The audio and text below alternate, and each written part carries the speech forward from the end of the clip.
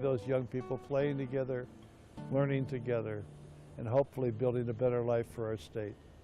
This truly is one of my favorite places.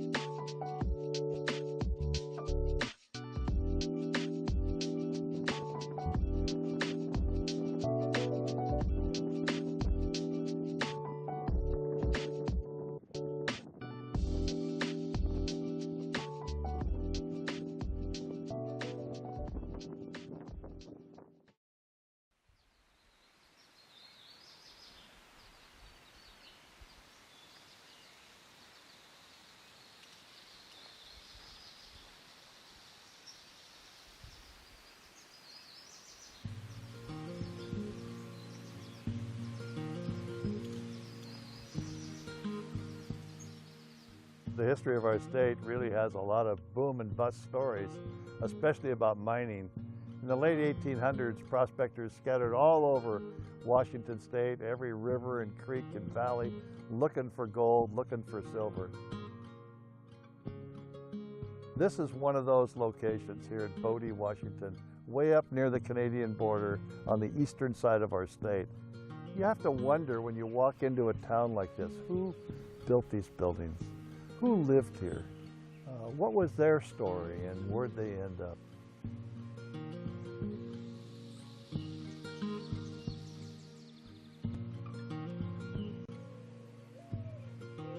Just from what remains today, you know it must have been an exciting life.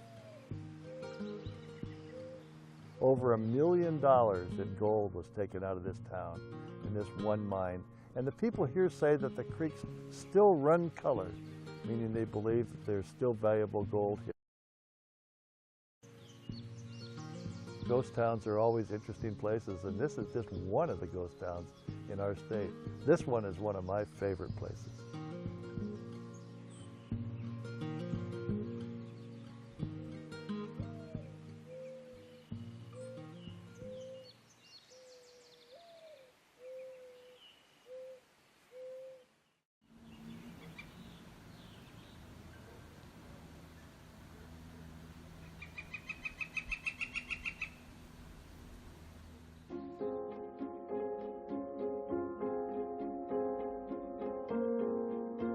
What the Sam Hill? How many times have we said that? And who was this guy, Sam Hill? Builder of the Peace Arch and Mary Hill Museum and the Stonehenge replica, but the real thing that's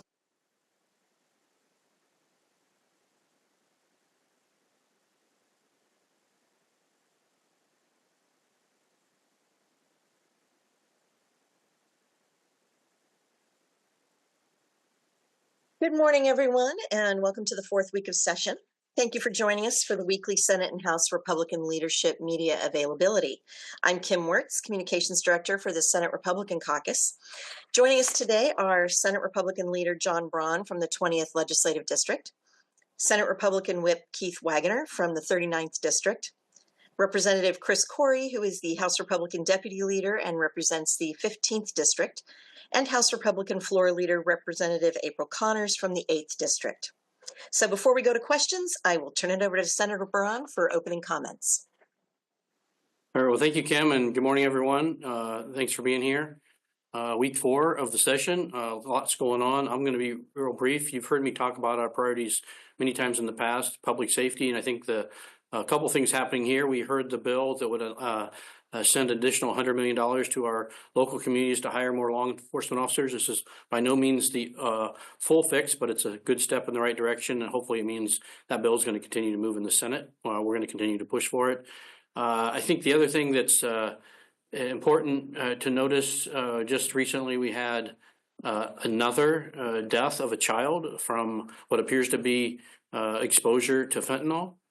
This is something that we've worked on in both the House and the Senate.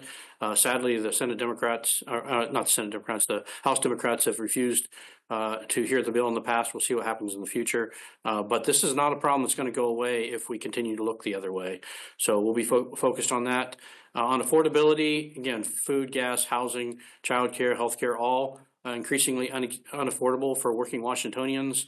The focus right now in the Senate is on housing and trying to stop a rent control bill that would make the situation worse, not better. I think where people are starting to recognize this isn't a Republican partisan position. This is what most economists in the world believe, that the price control and rent control in particular does great harm to a long-term investment. What we need is billions of dollars invested in housing in our state if we're going to make up the difference, and this would push us in the wrong direction. So that's probably the big news on affordability right now. And then finally, K-12, a lot going on. We continue to work on how do we carry out our paramount duty, which is to fund K-12 public education in a reasonable way. We have challenges with material supplies and operating costs, MSOC, as we say.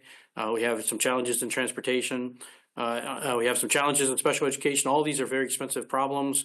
And there's also some good work going on the margins to help students with absenteeism, with some additional access for schools to testing, so they can craft their learning plans to address the needs of the students in real time. So lots going on in education. And then the last thing I would, well, actually one more thing you may have seen in K-12, you may have questions about the national test came out last week, and sadly, we have not seen Washington turn around. The 8th grade tests were at an all-time low in our state's history.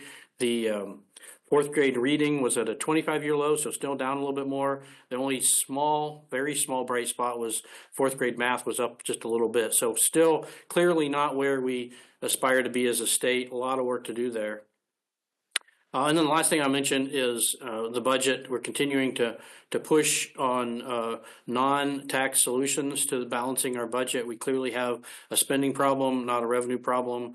As you've heard before, our revenue is going to go up by $5 billion, or projected to go up by $5 billion in the next biennium. That's not a recession. That's not a decrease. That's just we've spent too much. And frankly, what we hear recently in polling is that the voters broadly agree with us, that this is not a solution, a problem they want solved with additional taxes, because they recognize by a wide margin, I think 70+%, that most likely those taxes would be passed on to them as consumers and drive up the cost of living even more. So lots going on. I'm going to stop right there and turn it over to Representative Corey to talk about the House Republicans. Well, thank you, Senator Braun, and good morning, everybody. Representative Corey, Deputy Leader here for the House Republicans. Well, last week was a pretty rough week for the people of the state of Washington. The House Democrats passed out of committee the parental rights rewrite. After passing that last year, they now are saying that they're going to take all that away, including turning down an amendment to that bill that would have actually required immediate notification, which has made national news for all the wrong reasons, basically claiming that it's not important for a school to notify their parents if a child's been assaulted on campus. What else do we have?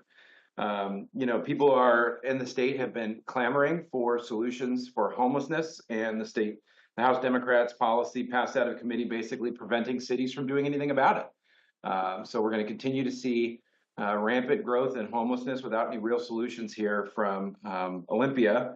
And we've got some other stuff coming up this week. I want to touch on one thing that Senator Braun mentioned, and that was the tragic death of the child that is completely preventable. But unfortunately, policies in our state are keeping kids in dangerous homes. We have another bill this year, House Bill 1092 from Rep. Couture, that would help get these kids out of homes with active users. And unfortunately, right now, the House Democrats are refusing to give it a hearing. So it is tragic that a death like this has happened, but we're hopeful that this will be yet another wake-up call, that something needs to change in our state so that kids can stop needlessly dying in the home of addicts. And it's heartbreaking personally, as a foster parent and adoptive parent, to see these things which are preventable. And the state has a responsibility to protect these kids. So lots going on. Happy to take your questions. And I guess I'll turn it over to you, Kim, to start calling on people for questions. Thank you. And first, I'm going to go to Jerry Cornfield with the Washington State Standard. Jerry, do you have a question? Yes, good morning. Thank you. I have just two questions. First, on the $100 million grant for law enforcement, might be for Senator Braun or Senator Wagner, but as it came out of the Law and Justice Committee, it's been changed. That money is no longer exclusively for hiring police. Now, peer counselors and behavioral health professionals, money could go to them. So as written, do Republicans still support the bill, knowing that it may not lead to as many officers, and theoretically it may not lead to any officers being hired with that money? Yeah, great question, Jerry. This came up, as you probably saw, in committee in Ways and Means yesterday. And I think what you heard is a deep concern that this money isn't going to frontline officers where they can make the most difference. I expect an effort to change that in Ways and Means. That we just started that discussion. I think the first step was to get it to Ways and Means. Now we'll see if we can't find a better forum for it to come out. But I think you get significant concern from Republicans and from several Democrats on the committee that this money may not be going to put officers on the streets and communities.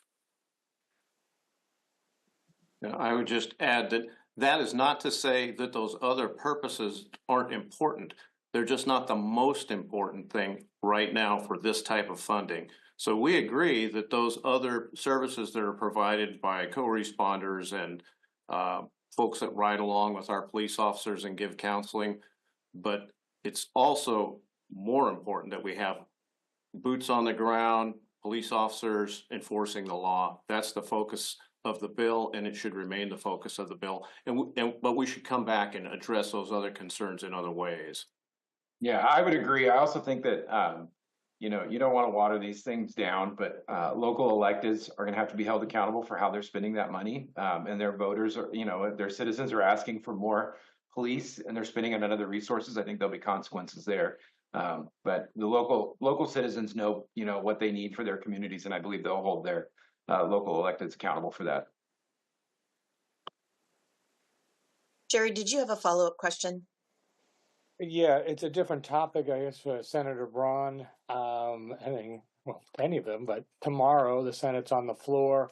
One of the bills is 5181 that deals with the initiative, the Parents' Bill of Rights, and some changes. I wondered if you could cite for us a couple, 2 or 3 specific examples of places that what's proposed actually changes the initiative, not alters the intent or trues it up with existing law, but actually makes the initiative different than what was approved by the legislature. Well, I think the 2 most obvious places are it delays the time to notify parents of certain things in the school, and it eliminates the requirement to notify parents when there's medical issues. And that's a broad issue, right? It can be anywhere from, as Representative Corey gave the example, it could be a medical issue as a result of an assault, even a sexual assault, to minor medical issues. I can't imagine why it wouldn't, you'd want to change the underlying initiative from last year to prevent parents from knowing about medical situation with their children. This does not make any sense. And there may be some reference by the majority to abortion. That's actually contained in a whole different section of law. So that's not that's not the point of this change. This is different, and we don't understand why they do that. The other one I would cite is it eliminates the access of parents to a private right of action. So there's no real enforcement mechanism if the school districts don't take this seriously. And see, that's the challenge. This has been a law for almost a year. We've seen the superintendent of public instructions just thumb his nose at it and refuse to enforce it. We've seen litigation that now has come down and said, yes, the initiative as it passed is constitutional and it should be considered the law of the land. And yet folks are just saying we don't want to follow it because we don't like it. That's by removing the private right of action, it removes the ability of parents to essentially enforce the law and make sure schools are sharing this important information from their child's education. Okay, thank you, Jerry. Next, I will go to Simone Carter from the McClatchy newspapers. Go ahead, Simone. Hey, good morning, all. So the Senate Early Learning and K-12 Education Committee today heard public testimony on SB 5352 that would require all school districts, charter schools, and state tribal education compact schools to offer free breakfast and lunch to any requesting student. Is that something that you anticipate your caucus might support?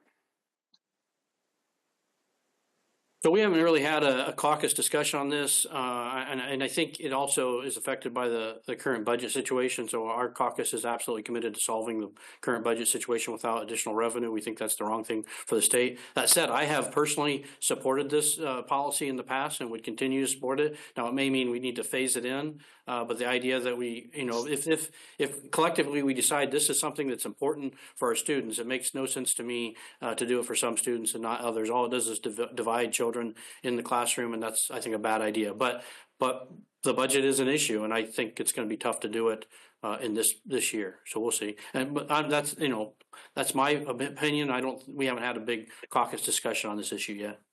Yeah, speaking for the House Republicans, I know through just voting in the past that we've had members on both sides of this issue, and as a caucus, we don't. We tell people to vote their districts and vote their conscience. So I think we may have some yeses, we may have some nos. I agree with Senator Braun. We've got to look at this in the overall cost of the budget. We also heard some testimony yesterday about, potential implications for schools for not filling out the forms that may impact other areas. So, on the surface, it looks like just a simple, hey, we'll give them money, everybody gets a school lunch. But I think it is a little more complicated than that. We're going to work through those issues. May I just add in as well that when we did hear it in the House Appropriations Committee yesterday, there was not a fiscal note for this bill, so it's really hard for us to gauge where we're at without a fiscal note on it. Simone, did you have a follow-up question? No, thank you, and thank you all. You bet. And with that, we will go to, let's see. We'll go to Sophia with the Seattle Times. Go ahead, Sophia. Hi, good morning. Thank you. I have a similar question to Jerry, but on the House bill side for 1296. We're hearing from Democrats that they're saying they are bringing the Parents' Bill of Rights into alignment with current state laws. And then on the Republican side, hearing that they are trying to undermine what voters wanted and to change the language to what Democrats want. Can you speak a little bit about where you're seeing differences and sort of specific instances where you're concerned about what the Democrats are trying to do? Yeah, on the House side, I don't think that there is an issue with the Parents Initiative and not being in line with current state law. It was written to comply with state law while providing for parents and some much needed rights in the education system. This whole underlying thing was, kind of a pushback, I guess, a response to parents feeling like they're being left out of their kids' educational choices at schools. And we know that the government is not the parent, parents are. And so this initiative was passed with bipartisan majorities in both sides of the aisle, with, noting that this was not going to fundamentally change underlying law and was, it was fine. It was compliant. And now all of a sudden they've got all these problems with it. I agree with Senator Braun. I think the actions by OSPI to flout the law were ridiculous. And I'm glad that, the courts finally told them to implement it and enforce it. And so now we're all of a sudden trying to, say it was, now it's not a problem. We just heard from the courts. They've said this is fine. You can implement this law. So there's really no reason for us to pass this other than that, certain interest groups don't like parental notification and these other supports for parents and schools. And fundamentally, we keep hearing these conversations around here in Olympia. Why are parents taking their kids out of the public school system? Well, this is a prime example of it. When you're not willing to give notification if there's been an issue with your kid at school, parents are going to question, what are you doing and what are your motives for not telling me what's going on? And so I think it's only going to exacerbate the problem on the state level if we continue to create this distrust by basically claiming, schools know better and that they can hide stuff from parents. And it's not just a Washington state problem. We're seeing this nationwide. And so the Parental Bill of Rights initiative was to help rectify that. And I think it should stand as written. And I'd also encourage you on the Senate side, when we passed the initiative last year, go back and listen to the speeches from the Democratic side of the aisle, including the leader of the Senate Democratic Caucus, who said on the floor of the Senate, this bill is consistent with state law. You can't have it both ways. Sophia, did you have a follow-up question? This is Shauna. I'm on Sophia's Zoom with her. So I have a follow-up to Sophia's question. Are you all hearing about instances where school employees are waiting up until 48 hours or longer to report instances of sexual abuse or criminal activity happening to their child? I mean, I can't say I've gotten a personal story from somebody in my district about it. I've seen, stories in the news, from various places. But I think the bigger question is, why wouldn't we notify parents if something happened to their kids at school? Like my gut tells me that is just, it's a pretty easy answer. We should notify them. If something happens to your kid at school, they should be notified. And so that's the bigger question, in my opinion. Yeah, and I just want to be clear, the bills have been on hold until a week and a half ago or a week ago. So we don't have any anecdotal information, but I haven't heard of a good reason why they should wait 48 hours to tell parents. Yeah, and Shauna, just to add to that, thinking about it, I believe Rep. Couture in his speech during the executive committee of that bill in House Education last week brought up some examples. So I would roll the tape on that one for if you need something specific. Shauna or Sophia, do either one of you have a follow-up to your questions? Or is there a third person in that room? Yeah. No third person, and we're good. Thank you. Okay, thanks. So next I will go to John Stang. Go ahead, John. Hi. Well, at the beginning of session, everyone was surprised by Governor Ferguson's speech, and you guys were going, hey, I really like this governor, or at least so far. Has anything happened since then to confirm your initial impression or to make you more suspicious of Ferguson? Well, I'd say, first of all, I don't think we said we really like this governor. I didn't think we said we liked him or we disliked him. What we said was we heard him reflect some of our priorities in his speech, and to the extent that he's willing to work on those priorities, we're with him. That we have an obligation to work in good faith on those priorities. So far, at least in the Senate, on emergency powers, and Senator Wagner can talk to that, and on the bill we talked about earlier, which is the would move $100 million in funding to locals for law enforcement. The governor's continued to support that. Additionally, he's continued to push for reasonable cost reductions and savings in the budget. I spoke with him this morning, and he confirmed that they'll be out with their savings opportunities here in the next few days. So I think on all those issues where our interests align and we agree on what's best for the state of Washington, we're going to work with them. That's our job. That doesn't mean we think that we're going to agree with him on everything. It just means we have an obligation to work with him where we think it's the right thing for the state of Washington. That's what we'll do. Yeah, I think cautious optimism is how I frame my response to the governor. But since Senator Braun brought up the emergency powers bill that the governor talked about in his inaugural speech, that gave me some optimism. I dropped a bill that Senator Wilson has run for a couple of years that will improve the process of getting the legislature back in play during an emergency, and reached out to the governor's office. Have to say they were very responsive and has lended his support to the bill. So that bill will get a hearing. It hasn't been scheduled yet, but soon will be. So if that's any indication of how the governor intends to work with us going forward on things we agree on, because there's many things that we won't, but if that's an indication of how he intends to work on the areas where we do agree, I'm still optimistic and a little bit less cautious, but still cautious.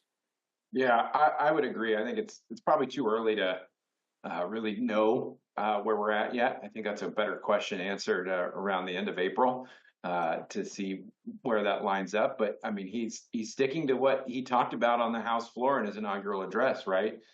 Most recently, there was some more discussion around helping get some new ferries up and running here in Western Washington. So again, we're going to work with him on a lot of the ideas that we've had that now he's running.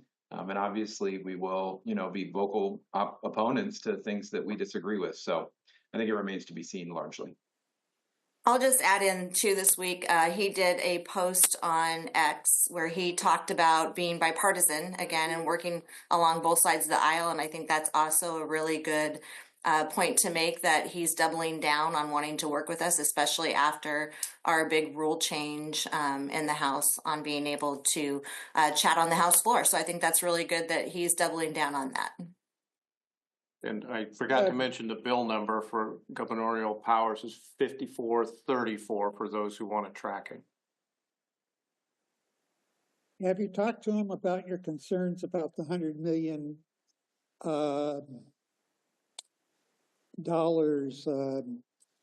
originally proposed for cops, hiring cops, and now it being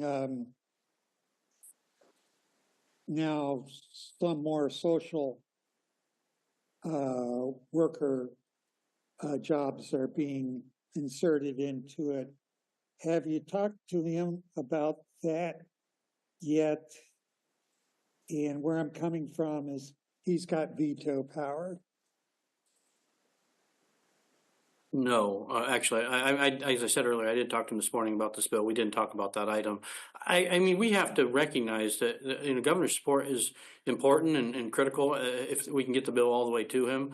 But we also have to work within the legislative process. And so I think our main focus right there is how do we make the argument to our Democratic colleagues to get it through the Senate, and then ultimately the House will have to work on the same process. But I want to be careful and not conflate with the governor's support with automatic Democratic support in the legislature. We have to do that work. That's our job. I would also say that Rep. Abell has that bill also in the House, and it's being heard in the Finance Committee. It's House Bill 1436 on Friday. Thank you, John. And next we will go to Drew Mickelson with King 5. Go ahead, Drew. Good morning. Thanks for your time. There are some Alzheimer's patients and family members who are going to be on campus today pushing for a couple of bills. They're also upset about Governor Inslee's budget proposal that would cut a research position with the Department of Health. They're hoping for better certification for adult homes. Is that something in a budget tight year that your caucuses are behind, these folks who are hoping for for a little more support when it comes to a disease that impacts a lot of folks? Well, go ahead, Senator. No, please. Yeah, I would have to take a look at the specific dollar amounts. I don't think that one of the areas we should be cutting is around our most vulnerable. We saw a pretty boneheaded idea in the governor's proposed budget that would close some very essential residential RHCs around the state. And we've heard from a number of those families that are urging us not to balance the budget on, you know, the most vulnerable. And I largely agree. I think there's some larger, bigger picture things that we can actually either move, delay, or reset that I think will get us the same results in terms of balancing the budget without impacting families like that. And so I think that'll be, at least my caucus's side will be focused on how do we make smart decisions that don't impact areas like that.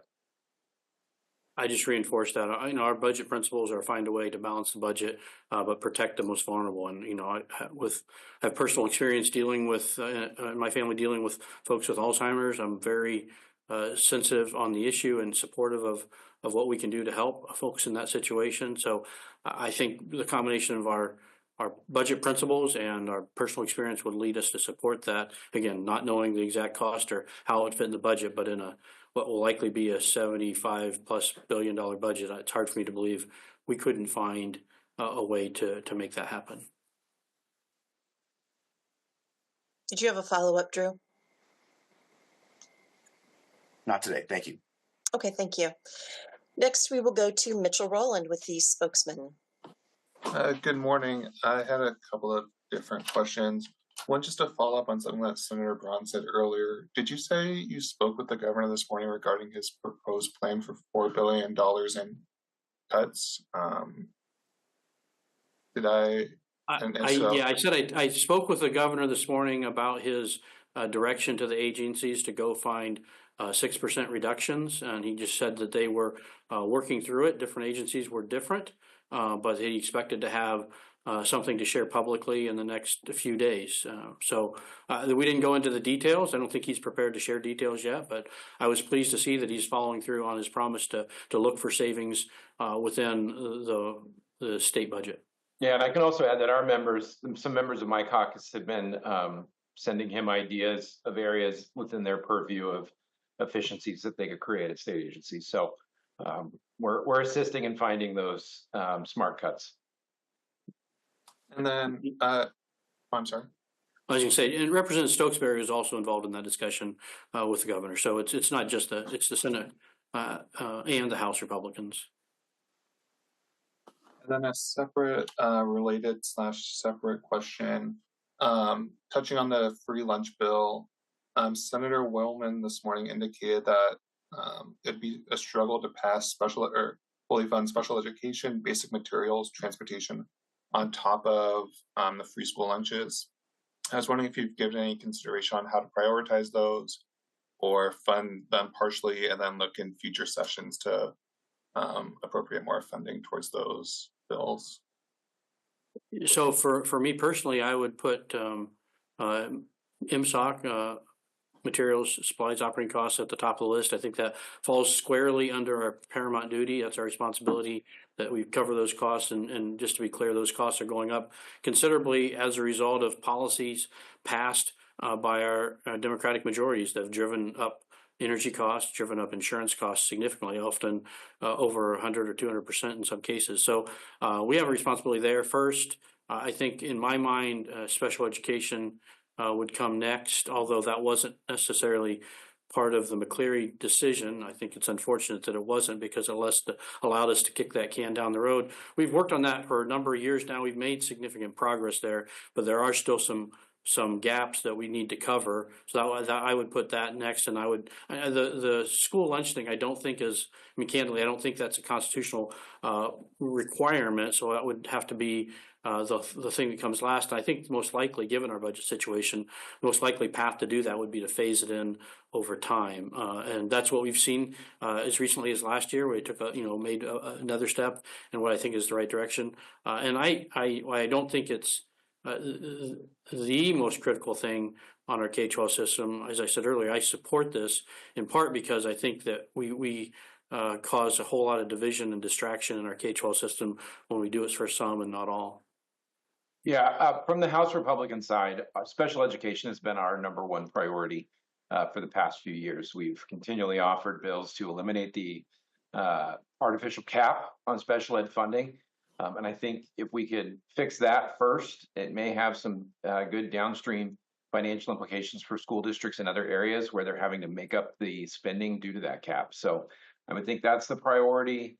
MSOC is definitely one that I'm hearing a lot from school districts across the state. So that would probably be another one we're going to consider.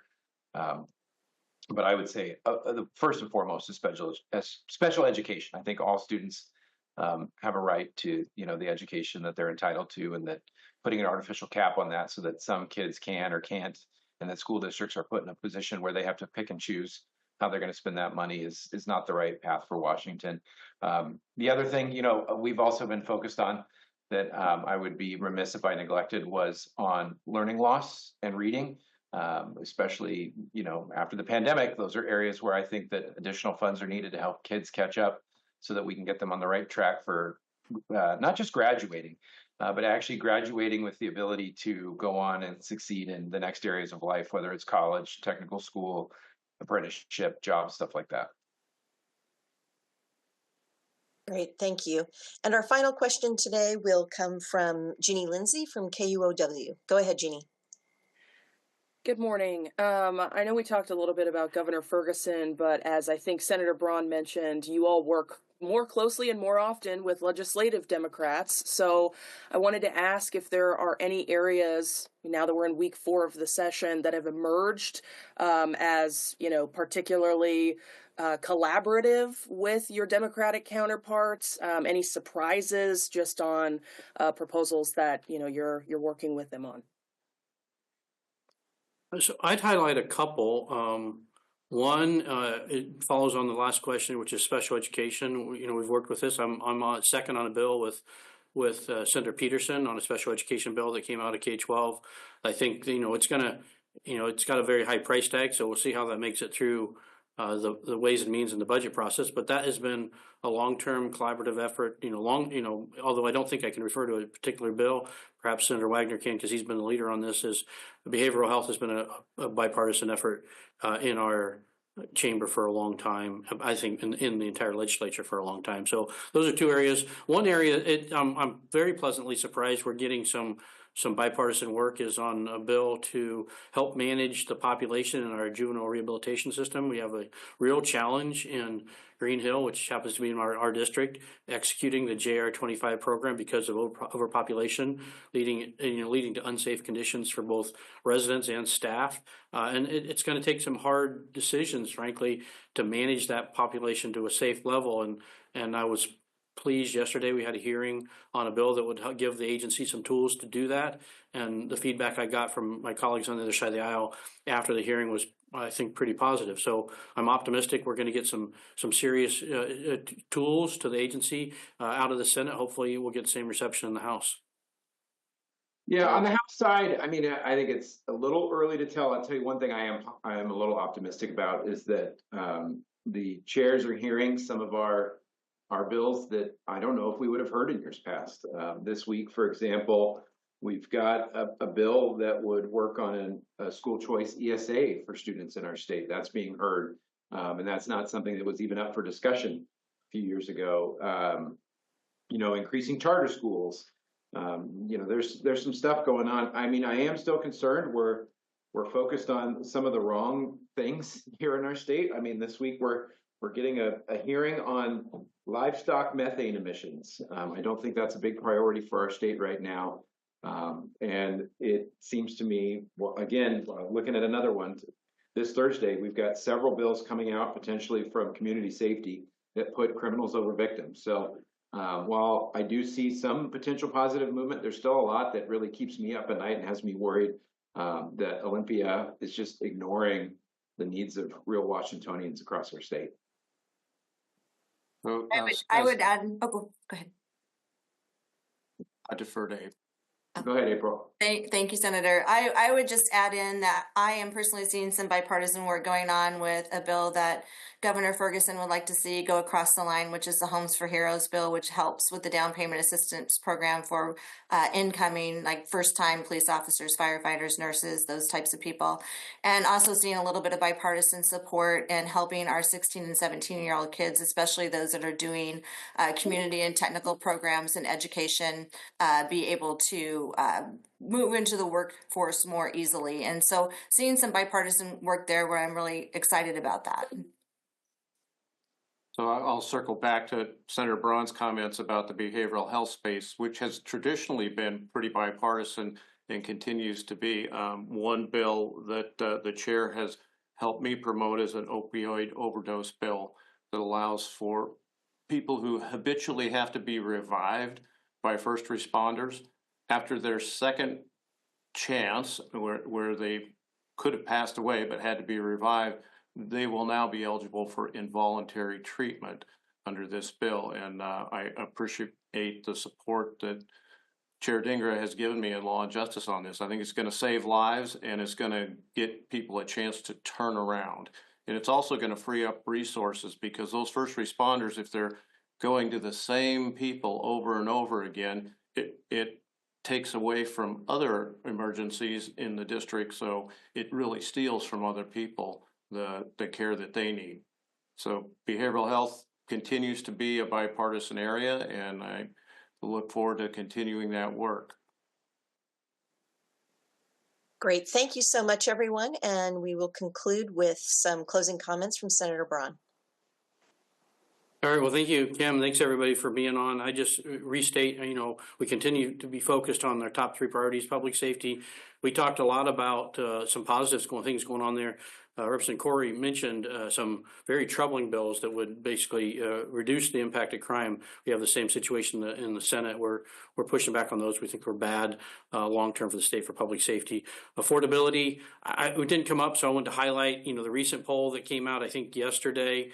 A couple things. One, 76% of the public thinks that we have enough money to balance our budget without taxes. I agree with them. I think we absolutely do. And 77% believe that if there were new taxes, that would be passed on to them and affect their cost of living. Again, I agree with them. Again, not a good reason not to pursue additional taxes as we work through our budget challenges. K-12, we talked about a lot of stuff there, and a lot, and I'm pleased to see it's getting a lot of attention from the media. Thank you for covering this. It's an important part of the things we provide in our state, and we need to make sure the public is well informed. So thank you for your interest today, and broadly, thank you for showing up and taking time to listen to our perspective as we work our way through the session.